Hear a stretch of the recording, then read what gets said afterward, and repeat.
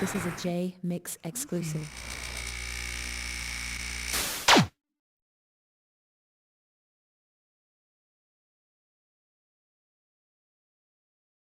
Appreciate it. And I just wanted to give you the kind of rundown of what we were doing. Before we get started, do you have any projects or anything you'd like me to promote during the course of the interview when it's posted?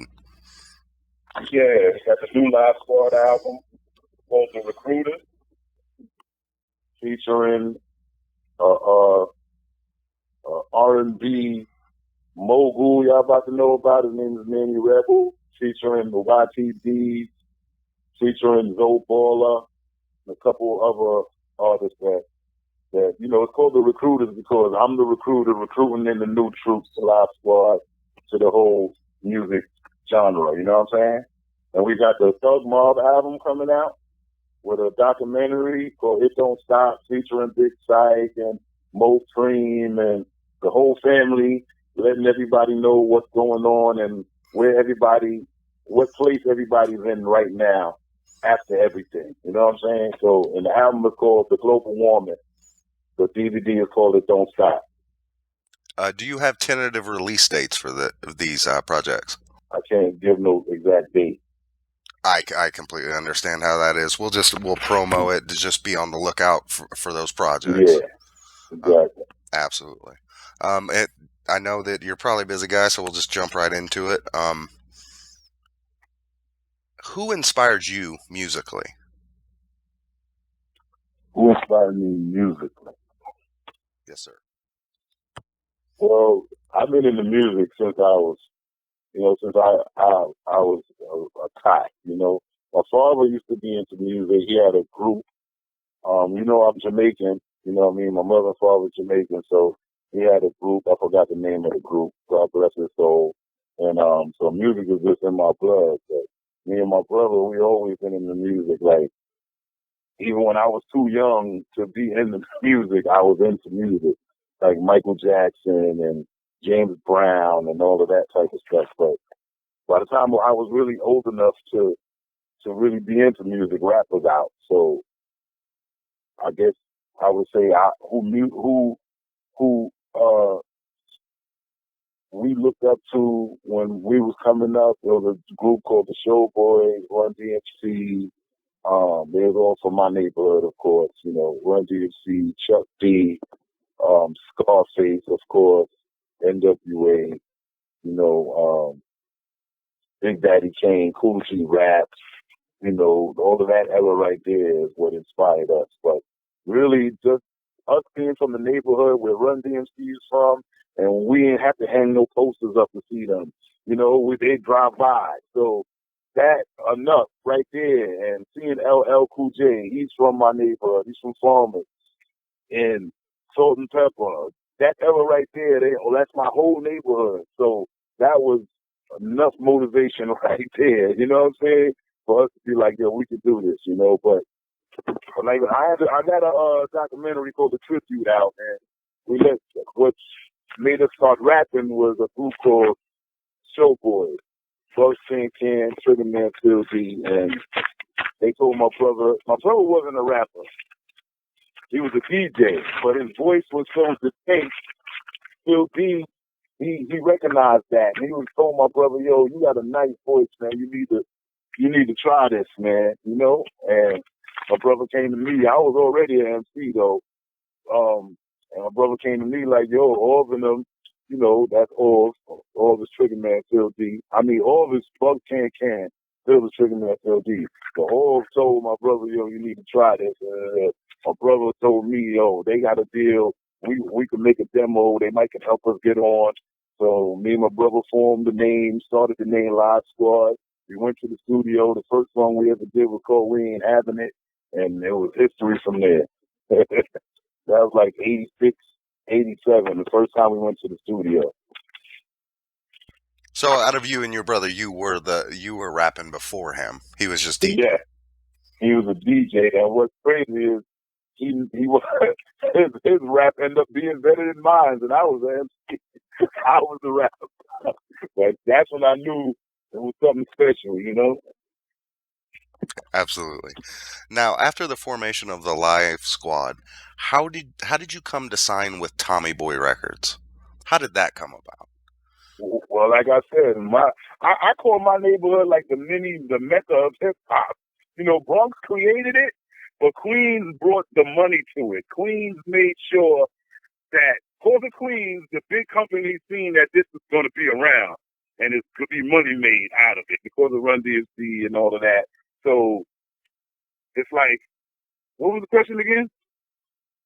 The question was, the question was how you, from that point of doing the demo, how you come to sign with Tommy Boy. Okay, yeah, like I said, my neighborhood is the mini mecca of hip hop. Ed Lover is from my neighborhood too. You know, he grew up around my way, so he brought us to Def Jam, and we had got to deal with Def Jam, and that didn't work out. And then Tommy Boy, we took the same demo to Tommy Boy, and Tom Silverman went crazy, and we ended up being one of the groups with the biggest signing bonus ever on Tommy Boy at that time. That's how that happened. Why were you dropped from that label? Well, everybody at that time, hip hop, hardcore, that's what they named it, hardcore anyway.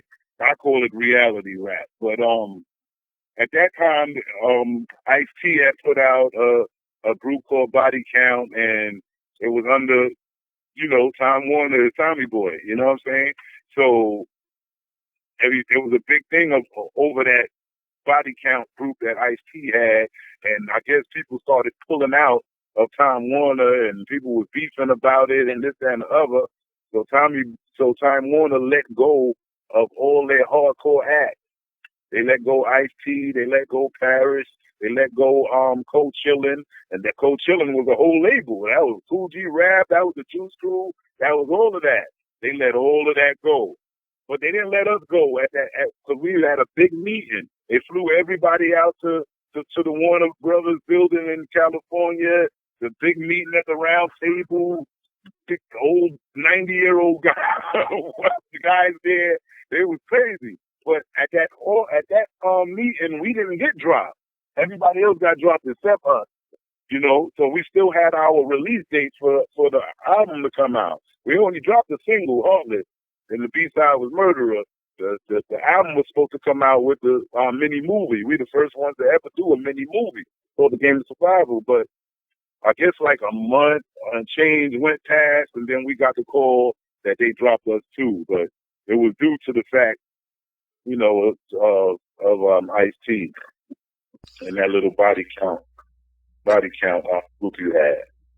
Now, this is when Dan Quayle was making all the noise about so-called gangster rap. Yeah. All right. Did they ever at any point before dropping you ask you to change your image to try to restructure the group? No. But we was all right after that happened because we was a self-maintained group. We was producing, and we was still producing Tupac and Nas and all of that. So that's what kept us afloat through the industry. But when it came down to Tommy Boy, it was like we was done with them. It was nothing else, there was no ties between us after that happened.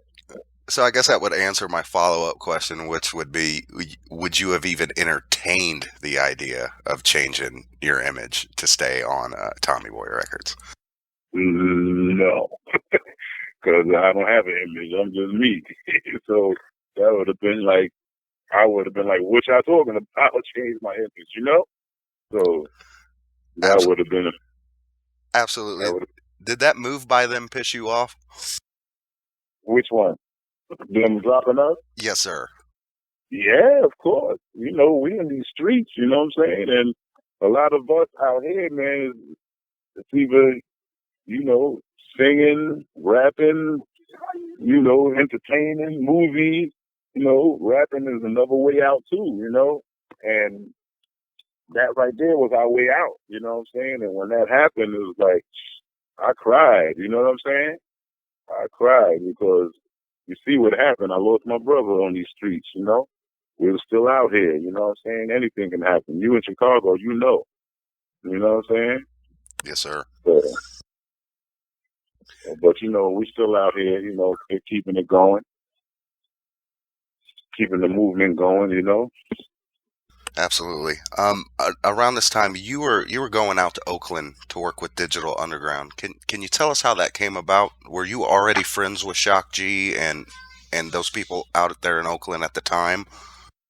Yeah, I mean, like I told you, Ed Lover. A lot of people don't know that Shock G is from Queens. You know, he's from Far Rock.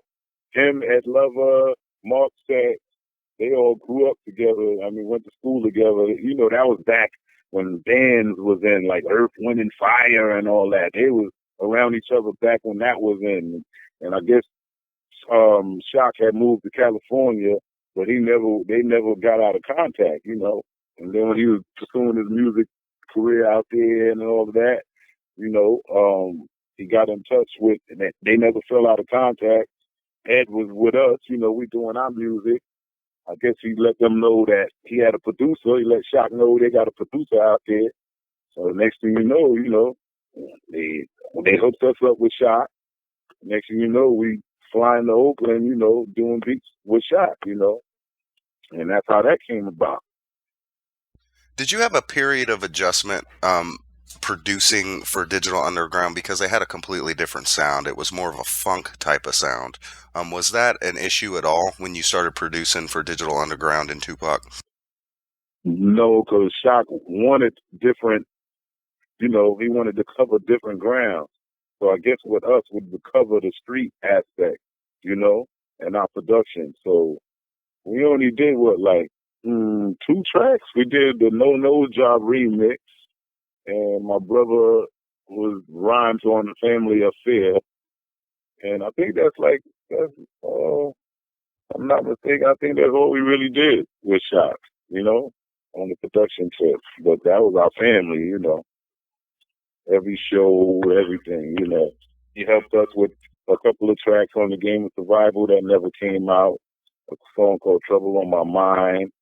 And, you know, that was just family, you know. That was Big Bro right there. Now, this more led into a lot of more production with Tupac. Can you, and I know you've probably been asked this a million times, but can you tell the fans how you met Tupac and your first impression of Tupac? Well, that's what I forgot to tell you, too. Like, remember, wasn't no big money running around back when we were producing for Pac. I mean, for Shock and all that. So the first time, when we went to Oakland, I didn't go, but my brother went. You know, my brother was out there, and we was out here. So he met Pac before I met Pac. He met Pac in like '89. You know, I met Pac in '90, the next year, when we had a show to do in California. I think because we were signed to No Face, which is Ed Lover's label. It was a No Face Def Jam split, you know, No Face Def Jam, and we was artists on No Face. You know what I'm saying? So they had to they did what's that, like what kind of show is that, like when you showcasing your label getting ready to come out, you know, a showcase, I guess. They did a release party, yeah. So they brought us out there to perform, and we did the show. With that matter of fact, the same day Dre slapped D Barnes from Pump It Up. Do you remember that? Do you recall that? Yes, sir. Yes. That party right there was the first time we ever performed, and that's the day I met Tupac. Like, it was like I knew him already, but that's when first time I actually met him. And he was so happy for us, man, when we got off the stage, jumping all over us and shit. It was like, I already knew him, you know what I'm saying? Like, it was like a automatic connect, you know what I'm saying? So, and that's how that went. Do you remember the first track that you worked on with Tupac? The first track we did was off the Tupac Live Now album. We did Crooked Ass. and it was history from there. Now, we've heard a little bit about a production company called Thug Music. Now, was that a byproduct of people coming to Tupac for beats? I mean, can you explain to us how that happened? Was Tupac selling your beats for you, or how did that happen? Yeah, I mean, something like that. You know, he was hot. So, you know, when you hot, you cash in on your hotness. You know what I'm saying? So people will come to him like, yo, I need a beat or whatever. And he would tell them, yeah, I got beats. And we was only charging him $7,000 back then. So, but he was hot. He could charge 15, 20,000, give us our 7,000 and pocket the rest, you know? So he started his production company, Thug Music. And anytime anybody wanted a track from him, per se, he would come to us. We would give him he'll buy the beat, and he'll sell them the beat. You understand? And that's how that went. Now, did the people buying the beats, did they think that Tupac was producing them? I don't think they cared. They just wanted to do business with Tupac and be able to say they did business with Tupac. Like, all right, for instance, the Above the Rim movie. They wanted him on the song, right? They wanted him on the song. Yeah. For the soundtrack. So we did the song, right? And they told him, yo, we'll give you 30,000 for a track on the soundtrack. So he got a beat from us, and we split the 30,000. You understand? Wow. I mean, that sounds like something that's kind of uncommon in the music industry. So Tupac was pretty fair across the board with splitting the money and making sure you guys were taken care of for the music. Yeah, exactly. What do you think? Because there's a biopic going on, and there's a lot of misconceptions about him. What do you think that people's biggest misconception was about Tupac? People's biggest misconception is listening to the media, and sometimes I ain't even gonna lie, that's my brother and everything, listening to him. He's not here no more to correct some of the mistakes or some of the things that he would take back. You know what I'm saying? So people are running on that, where you really got to run on the closest people around him. Get interviews from the closest people that was around him. I ain't talking about the death row days. I'm talking about go to before he was the icon, before all of that, up until before he got to death row. You got to get around all of those people. You got to go to all those neighborhoods he was living in and talk to those people out there. That's when you know the real Tupac. You know what I'm saying? People reading blogs and reading, taking shit from the media. That's not the straight truth, you know?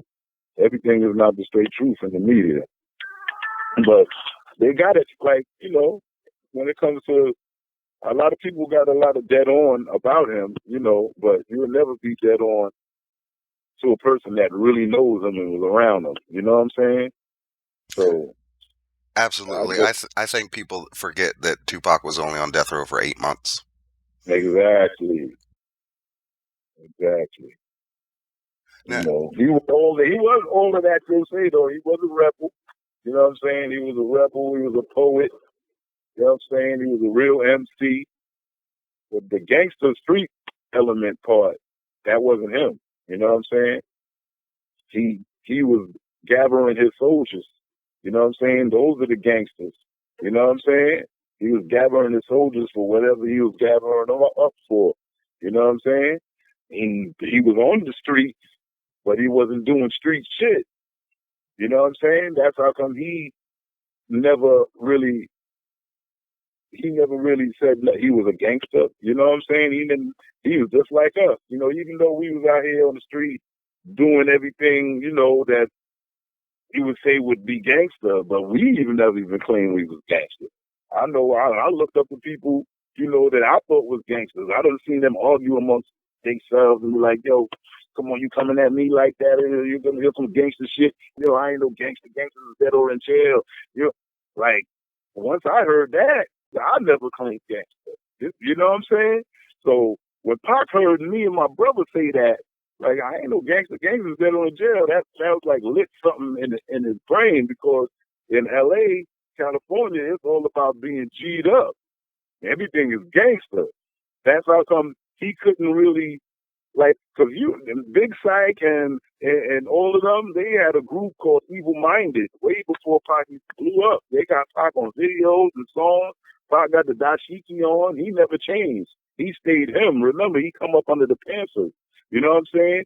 Even though they are what they are, but they still preach what they preach, and they got their own principles. You know what I'm saying? They wasn't with that drug dealing shit. They wasn't with, you know what I'm saying, degrading the neighborhood and all of that. So he had a whole nother, you know what I'm saying, attitude towards shit. He never judged nobody because he's out there with them, but he did him, and they, you know what I mean? So that's how come he ain't never claimed being a gangster. You know what I'm saying? He never hopped on the song. I mean, he never, you know, he stayed him on the songs with Psych and them on the Evil Minded. He stayed himself. You know what I'm saying? So when we lit that torch in his brain, you know what I'm saying that, yo, we ain't no gangsters get on jail, man, we thugs. You know what I'm saying? That lit something. That enabled him to be able to say all types of hard shit that people might say is gangster without saying he's gangster. And that's how Thug Life was created. You understand?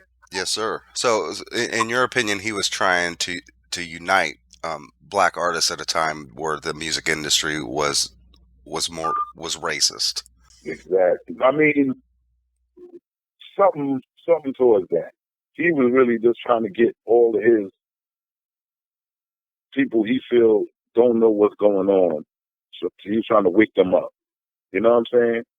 And he couldn't talk to them and contradict himself. You know what I'm saying? So the thug thing is like, that cleaned all of that up. He could talk all of that, and they can't say he's contradicting himself because he's saying, I'm not a gangster, I'm a thug. You know what I'm saying? So that was just a tool for him to get to the people that he couldn't really get to. Like, you know, Public Enemy, they got a lot of followers, and people love Public Enemy, but there's a lot of people that didn't because, you know, they was preaching, you know, positive, you know, all of that type of stuff. And there's some people that you got to go at them a different way to wake them up. You can't preach at them. You know what I'm saying? You got to show them that I'm the same person as you. You know what I'm saying? And that's where the thug thing came in with Pac. And he reached an audience that Chuck D couldn't reach. You understand? If you don't mind, I'd like to take it back just a little bit because we recently, the hip hop community and fans recently lost Big D, Dion Evans. Can you share any memories of working with him with us? Well, D was a big cool guy, man. You know, I didn't even know. I heard he passed, but he was a big cool guy. Every time we was in the studio, you know, he was there. You know what I'm saying? And I even got him on tape on my documentary. You see him in the background, and he was a real cool, humble guy, man. You know what I'm saying? That's really all I can say, man. God bless his soul and paradise. Absolutely. Had a question about a song called "Soldier Like Me." It's one of my favorite ones. Can you tell us about the production of that song and your opinion on Eminem's version? Soldier Like Me. Kind of foggy right now. Live Squad's listed as production. Original production. It's "Everywhere I See a Soldier, everywhere I see a soldier like me."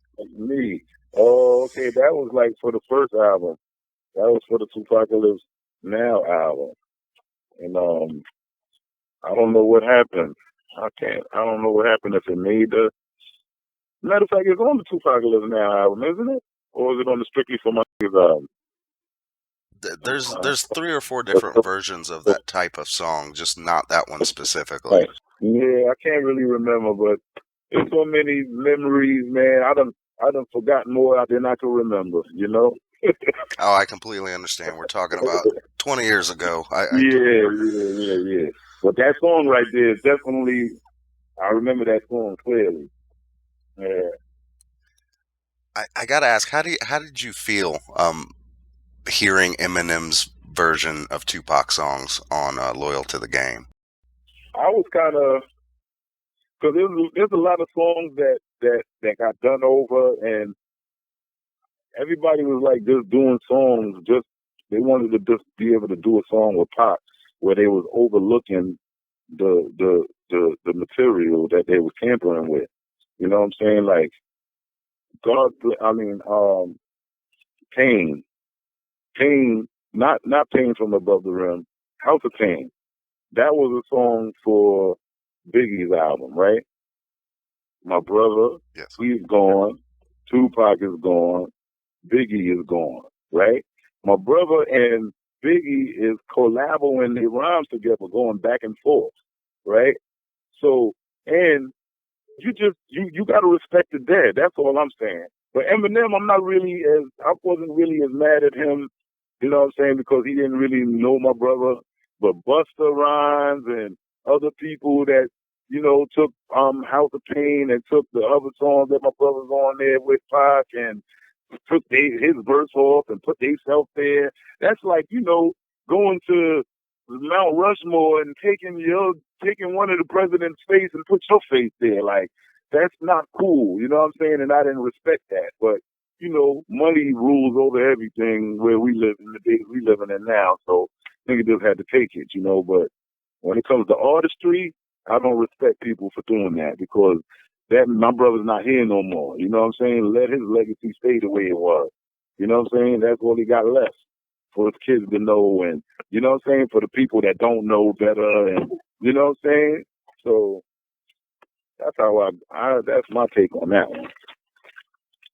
But I didn't really feel, I wasn't mad at Eminem.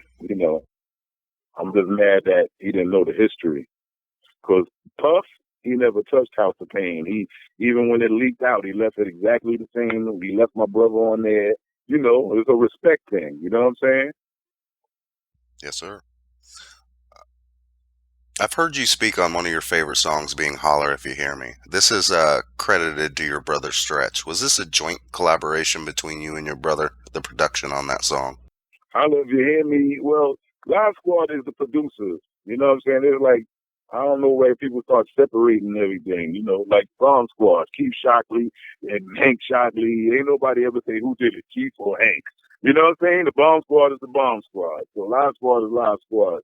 I don't never, you know what I'm saying? But Holla If You Hear Me was for Pac's first album. That was strictly for my niggas album. And we produced it, and that was in the mix of the Rodney King thing, and Pac went real hard on that. He went real hard where the label was like, no, you went too crazy on that. He was going at everybody, and they did that one didn't make the album, so we had to remix it, and that's how y'all got the Holla If You Hear Me that y'all know now. But we featured on the first one. The original Holla If You Hear Me, we featured on it, we produced it, and it was too crazy, so it didn't make the album. We had to remix it, and that's how all of this came about. And this is not the first time we've heard about unreleased cuts of Pacs that have been remixed or changed for certain reasons. In your opinion, and I don't need an exact number, how many unreleased songs do you think that you have production on Tupac? Well, all the ones that didn't make the album when he was alive made albums when he was gone, like God Bless the Dead and Only Fear of Death and songs like that. They a lot of them came out, and if they didn't come out with the production, we still got the original production credit. So it's like nothing really didn't come out. Everything really came out. You know what I'm saying? Did Danger Time ever come out? Danger Time is a Live Squad song for us, for a Live Squad album. So it leaked when I leaked it. You know what I'm saying? But that's our song. Gotcha. Were you able to go on tour? I seen a show in Maryland that was Tupac, Live Squad, and Biggie. Were you there at that show? Nah, I wasn't at. No, matter of fact, yeah, I was at the show. We performed. Yeah.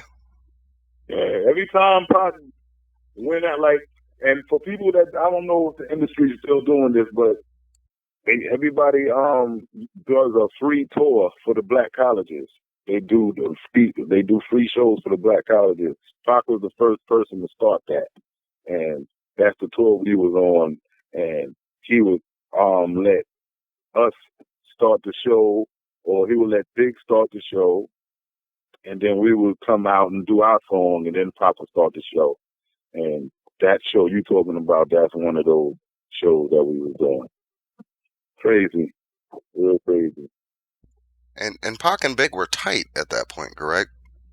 Yeah, very, very tight. That's how we met Big. So at first we didn't like Big because we had a friend called Biggie Small from Queens. So when Pac what's the movie? What's the movie with Ed Lover and Dr. Dre and they was cops? Who's the man? We was supposed to be on the soundtrack for that. Heartless was gonna be on the soundtrack for that movie. But Arista had the soundtrack for that movie, and who was in charge of the soundtrack? Puff. So all the songs made the cut. There was only 2 songs left. It was only one song left that could make the album, and it was between Heartless and Party and Bullshit, which was Big's first single. And of course, you know what happened. That's Puff. He has the soundtrack. Big is his artist. He put Party and Bullshit, so we didn't end up on the soundtrack. So we didn't know Big then. So when we found out that, we was like, "Who the Big?" And then his name was Big, and our friend name was Big. So we didn't really like him, you know, when we first heard about him. And then when Pop was like, "That's my man, he cool," and we finally met him, and even though it was history from there, man, he was mad cool, you know. On the song "God Bless the Dead," he shouts out "Rest in Peace" to Biggie Smalls. Now that was another rapper. Is that who you're referring to? He's not a rapper. That's my guy, Biggie Smalls. You know, he wasn't a rapper. He was one of the soldiers on our team. You know what I'm saying? From my neighborhood, and Pac loved him because he was a real dude. You know what I'm saying? And when he died, Pac felt that loss that we took, and he was like, "We got to do a song for Big, man." And that's how that came about. You know what I'm saying? Yeah, I think that a lot of people took that as some kind of prophetic message to the Notorious B.I.G. because it was released on Greatest Hits. Yeah, a lot of people was like, "How did he do that?" But nah, that was from my man Biggie Smalls from Queens, you know what I'm saying? AKA Drake. And back in the days, he used to write graffiti on the walls, Cas, C-A-S. You ever see that in New York anyway? If graffiti's still up, Cas, that's that's my dude, Big Drake, AKA Biggie Small. Rest in peace. Now, Live Squad is all over the Strictly album, but there's a notable absence from Me Against the World. Why is that? What happened? I'm sorry, you want me to repeat that? Well, I'm saying that Live Squad, your production and features are all over Strictly, the album Strictly. But there's an absence of Live Squad and on Me Against the World. Why is that? Oh, well, you know, we was with Pac from the beginning, you know, Tupac Lives Now, then Strictly for My, then the Thug Life album, then he got locked up, and then, you know, we fell out of contact after that. You know, when he came home, we you know, he was doing him and we was doing us, you know, pursuing our career, so we never really bumped back heads, and so that's how that happened, you know. I have to ask you. People think that Tupac blamed your brother for the 1994 shooting. Was there ever a falling out between the two? The only thing, like I told you, Pac would say things out of his mouth that he tells you himself on documentaries, "I got a big mouth."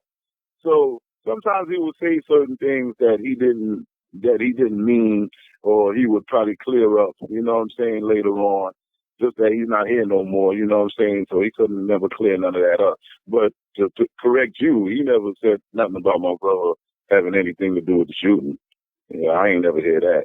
All he said was that my brother was supposed to grab the gun.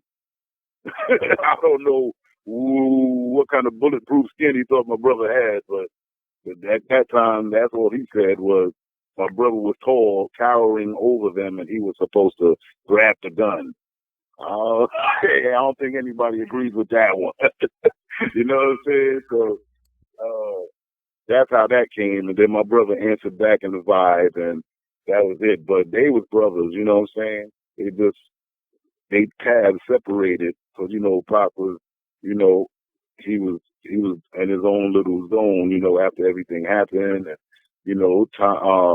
Interscope just left him for dead, you know what I'm saying? He ended up messing with Suge, and that was like crazy. When I seen that, I was like, I know he's like his head is spinning because he didn't even really like Suge before, you know what I'm saying, before all of this stuff happened, but just, things go the way it go, you know what I'm saying? Life is life.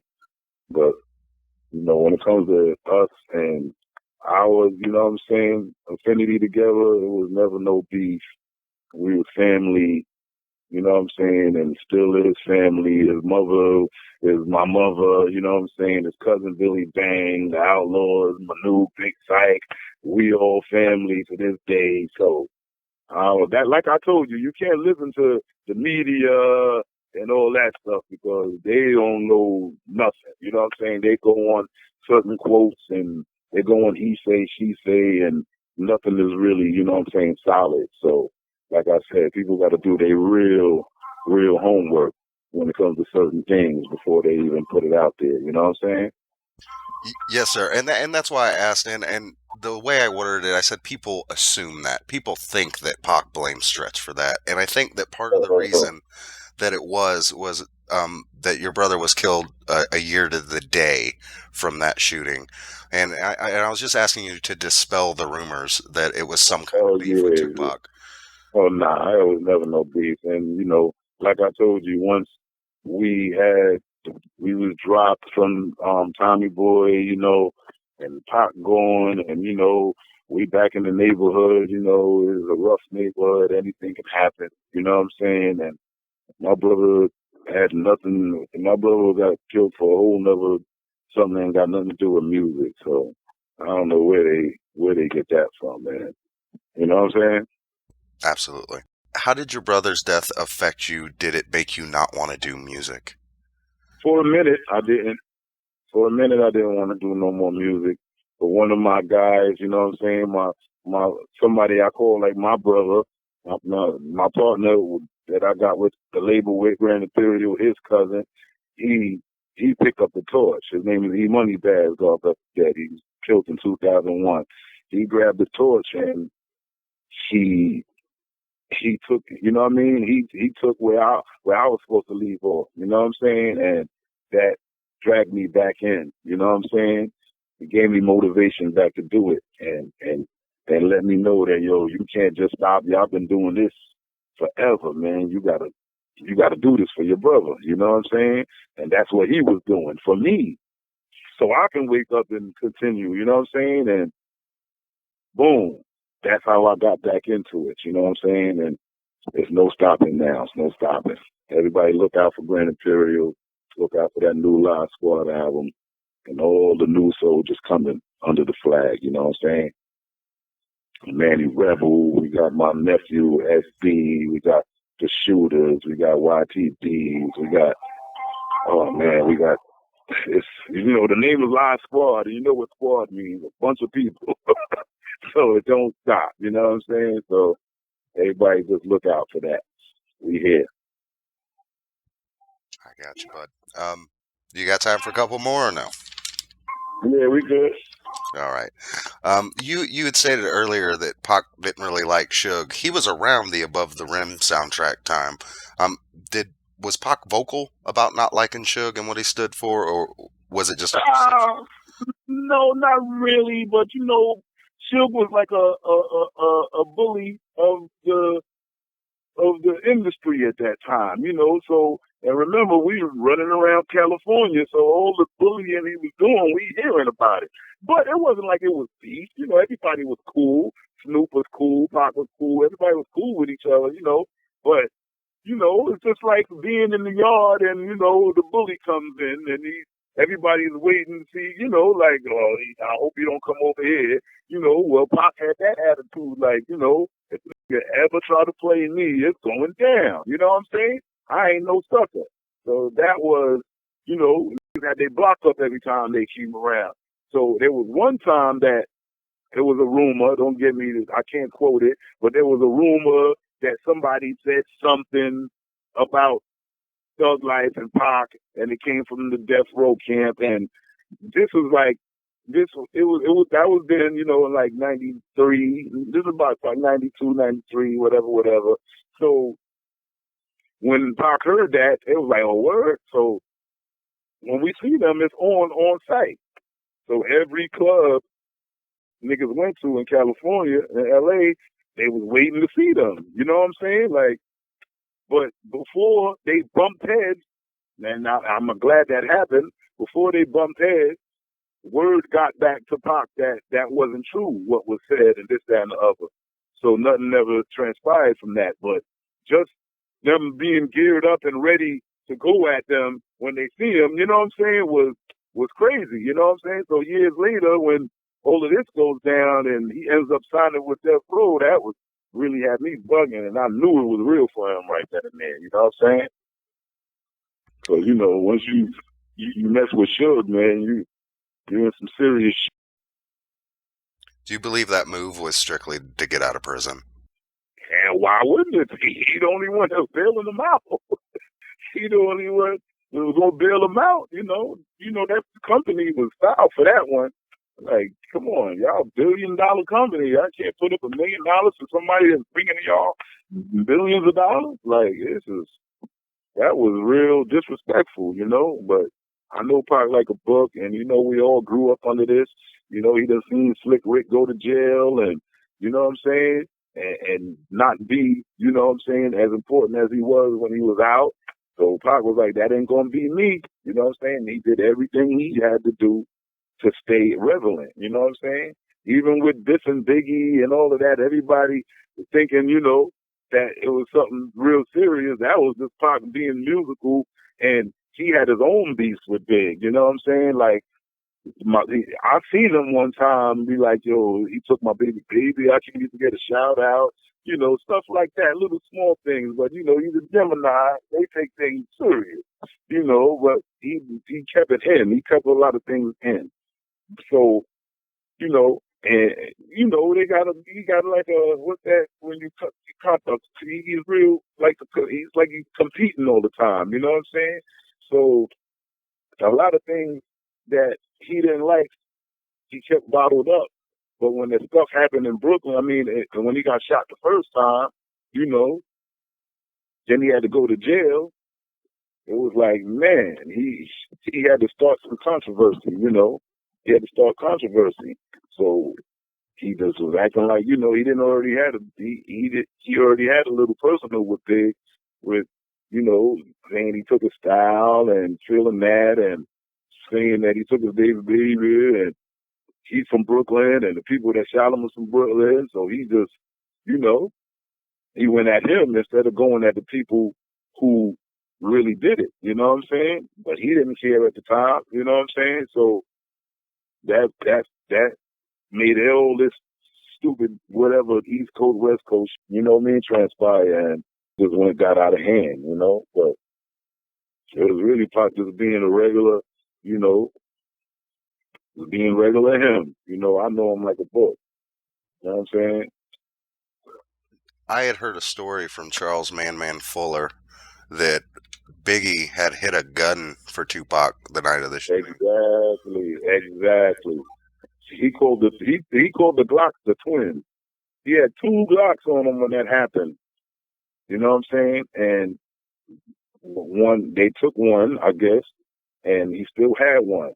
Now when all that happened, they run downstairs. After everything happened, they run downstairs. They get to the door, and the whole precinct is at the door, so they run back upstairs. You know what I'm saying? Fox skins in the head, all of that, And I guess they gave the other Glock to Big to hide for them. You know what I'm saying? And That's how that happened, you know what I'm saying? And then I guess a couple of days later, they came back and got it. You know what I'm saying? My brother or whoever, they came back and got it. They snuck it downstairs, through all of the stuff that was going on and all of that. You know what I'm saying? So it was just, like I said, man, you got to go to the real people that was really around and, that know the real deal. And Man is one of them. That's my boy right there. You know what I'm saying? Yes, sir. Yes, sir. Knowing Tupac's rebellious nature, were you surprised to hear that he had been shot in Vegas? I was kind of surprised. You know what I'm saying? I wasn't surprised that he got shot. I was surprised that it happened in Vegas like that. You know what I'm saying? Like that I didn't think that could ever happen. It's, you know what I'm saying? Especially when you rolling in entourage and the security is around and all of that type of stuff. I didn't think that could really happen. You know what I'm saying? But now, as I'm older and I think about it and I start putting my own two and twos together, like, man, anything can happen, man. It's just crazy. He was just caught up, man, in too much. You know what I'm saying? And little things I be hearing, I'm like, I don't know. It might could be true. You know what I'm saying? That's crazy, man. I just miss my boy, man. I miss my brother. I miss Big. I miss all my boys. You know what I'm saying? Yes, sir. Real quick about your brother. Can you tell us something the world doesn't know about your brother?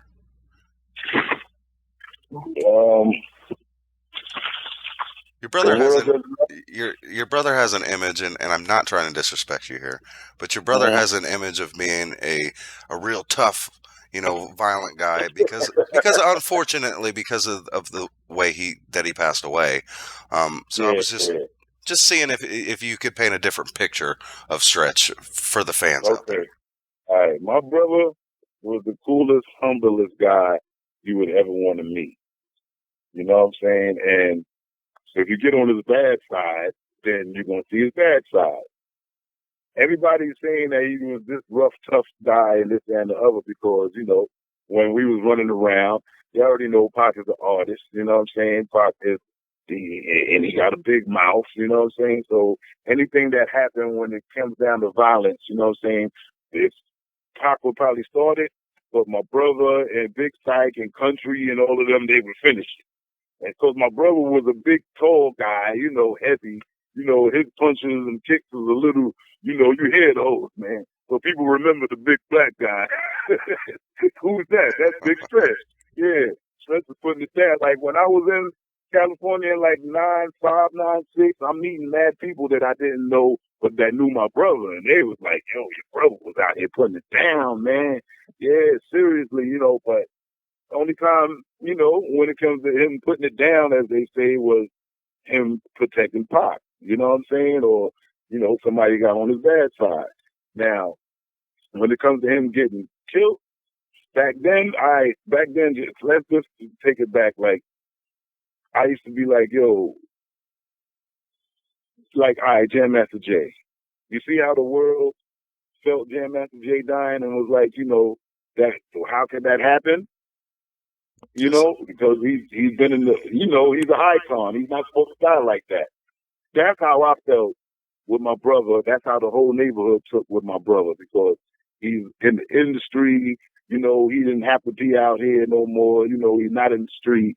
You know what I'm saying? Strictly industry, rap, producing, all of that. And then that type of stuff happened to him, because the neighborhood he's from, like California, you ain't got to do nothing. If you're from a neighborhood and the neighborhood got beef, you know what I'm saying? You don't get caught outside because they don't care if you ain't got nothing to do with it or not.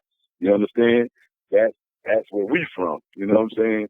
But my brother, like I told you, he's been left the game alone, the streets, all that. He was strictly, you know what I'm saying, music, trying to bring us in to save us off these streets. You know what I'm saying? So for him to die like that was crazy. It was just like when Jam Master Jay died. You know what I'm saying? He was a father. You know what I'm saying? He was a brother. You know what I'm saying? And uncle.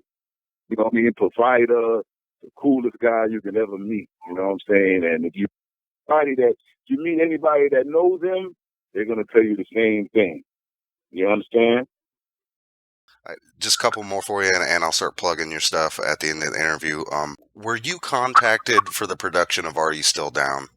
The first album that came out after Tupac had passed away, besides Machiavelli.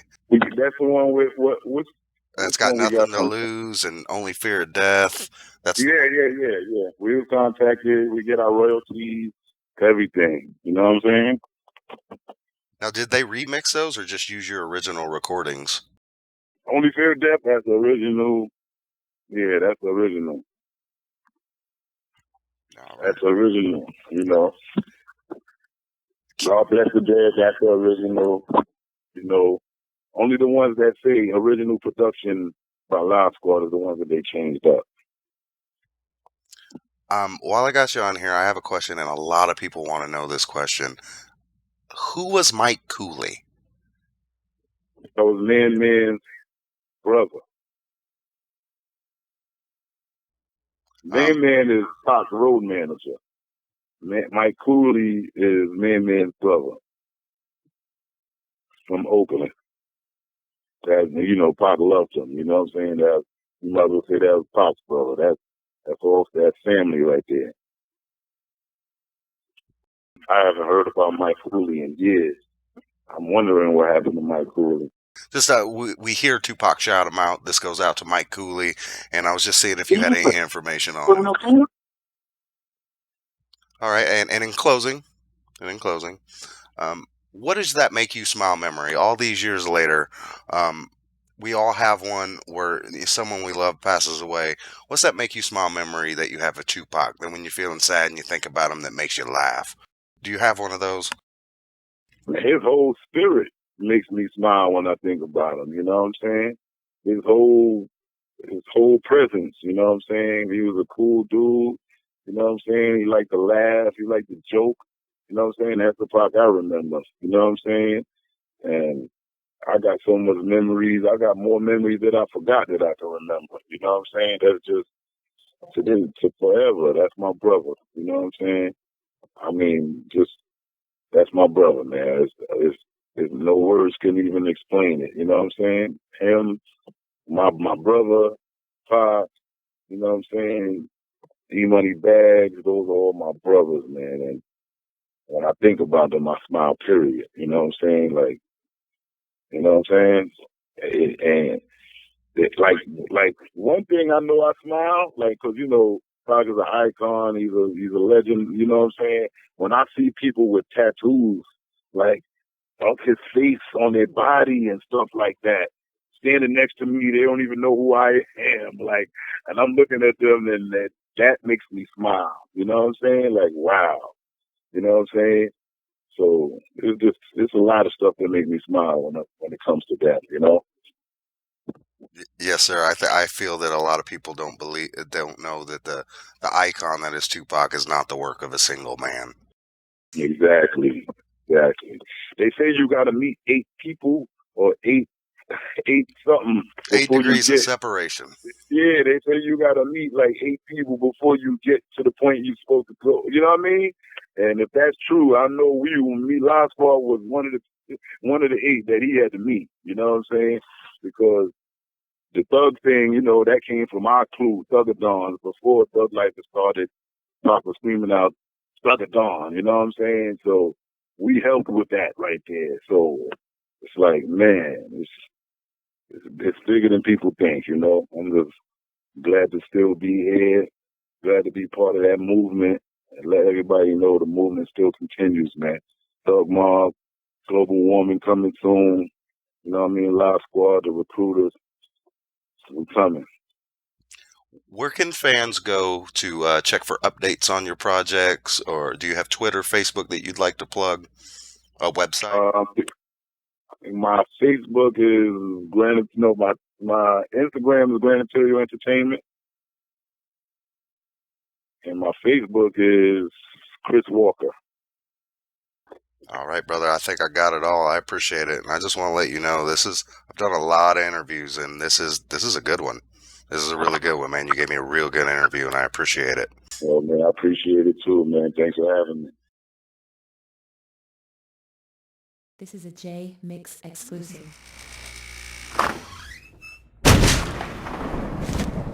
What up, shut up?